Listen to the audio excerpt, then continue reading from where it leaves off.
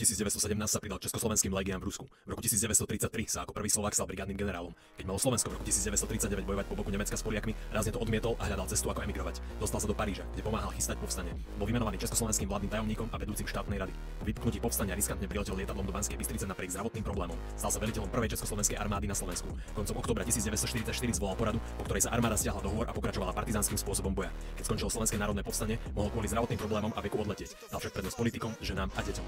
V novembri sa vydal s Jánom Golianom na východ po hrebeňoch nízkych Tatier a chcel dôjsť na Spiš. V Hornom Bukovci ho ukryli civili. Na druhý deň ho však Nemci zajali. Bol prevážaný z mesta do mesta a vypočúvaný. Posledný záznam o ňom je z 28. decembra 1944. Možno sa dostal do koncentračného tábora Flossenburg, kde ho s Golianom zastrelili, ale mohli umrieť aj pri prevoze vlakom alebo v sovietskom zajatí.